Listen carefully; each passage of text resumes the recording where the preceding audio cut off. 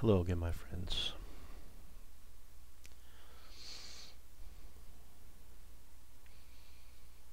In this set of videos, we're sort of talking about what might be called the qualifications of a successful spiritual seeker, so to speak. The qualities that are very helpful in trying to get to the bottom of finding out what you are. Because we are banging our head against the wall quite a bit in frustration, and we really don't have any guidance as to what's going on. We're just reading and listening and trying to figure it out, and we really have no roadmap. So if you want to go from point A to point B, but there is a traffic jam, or the road is closed, or the bridge is out, it's helpful to have something that says this might be a way to get around that obstacle. Because those obstacles really are like blinders. If we don't understand that part, then we sort of get stuck there. So this set of videos is all about pointing out some of those roadblocks. And in the first segment, we talked about really relativities, understanding the relative nature of reality, of what appears to be. And in coming to see that everything that we know is relative. Every single thing that we know is relative. It can't be any other way. It is entirely dictated by the mind. The mind dictates the world. There's a raw experience, and then there's a translation of that experience. And the translation is always dependent on the conditioning. It's always dependent on what you've been taught, what you've been told, the concepts which have formed. Every single thing that we know is relative. We can never know the world, what we take to be the world. We can never know it absolutely, because we're always seeing through the filter of mind. And what appears to be is always negatable.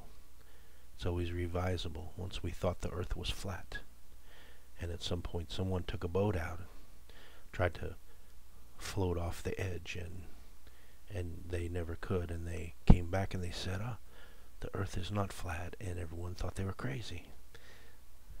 At some point, that relative knowledge could be modified by further knowledge. So everything that we know is relative.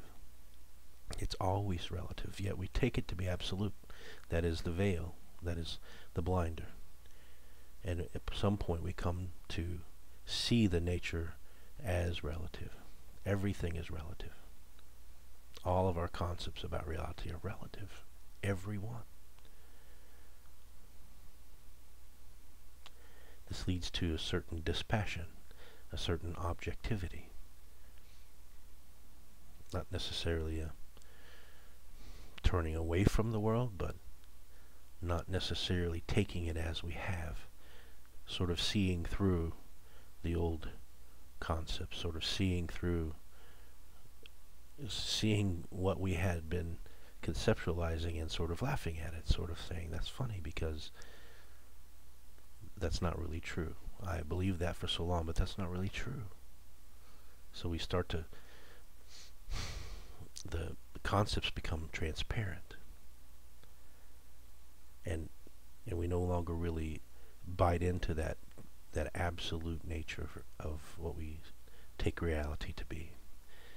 You start sort of having a dispassion towards experience, really. Any experience, we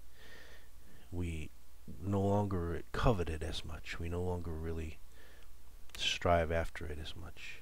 We understand the limitations of experience. We understand the limitations of things like money, things like power. We understand the limitations. We understand that these are concepts. And maybe we understand that they are really non-existent.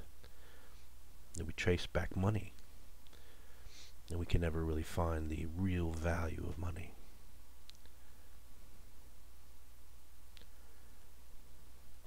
If I go to work for 40 hours, and at the end of the week I get a check or I get something deposited into my account, the numbers increase. And then I go to the grocery or the market and I take some things and swipe a plastic card, and the numbers go down a little. I've never really touched the money. I never really possessed the money. But because I possess a card which has numbers on it, then I can walk out with tomatoes and different sort of groceries. And I can pay the rent, pay the utilities, go out for dinner, whatever. But I never really see the value of that. I'm only ever trading concepts. And if I went to the bank and I said I want all my money, they would give me paper and metal coins. But those aren't the value. Those are still representations of value. There's still paper with numbers. And what if I go and I trade those dollar bills for gold bars? Now I have some shiny, heavy bars of metal. Well, where's the value in that? The only value is because someone will give me more paper for these bars. Can I squeeze the gold bar and have the value drip out? Where is the money? What else can I trade these gold bars for, or this paper for? I find that money has no value. I find that there is no inherent value. It's only a concept. And the same thing with something like power. There's only power because everyone else says it's power. And once they no longer give that power, then that one has no more power. That power is not absolute. That power is relative. It's only given in concept. Because if you're the president and you have five vice presidents, then you have the power because they are secondary to you. But tomorrow you might be demoted and one of those might be the president. Nothing's really changed. Only the concept has been applied differently. So we start to see really the falseness of these things, of these achievements, these possessions, of these material things, of these concepts. We see the reals, really we see the falseness of them. They lose their value, they lose their absolute value. They're seen for what they are, just concepts. Useful concepts, there's nothing wrong with them. We shouldn't go out and quit our job tomorrow because we've seen through the concept of money. But it's just a useful concept. It's not an absolute reality.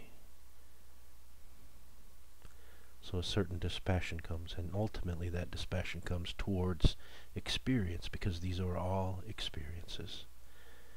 That experience that I'm chasing, called enlightenment, I find to be false. I find that to be always a relative goal. It's always something which is relative. I understand the limitations of experience in knowing myself, which is the ultimate goal, is to know what I am, to find out what I am. So we will continue our discussion on the next segment. Love to you, my friends.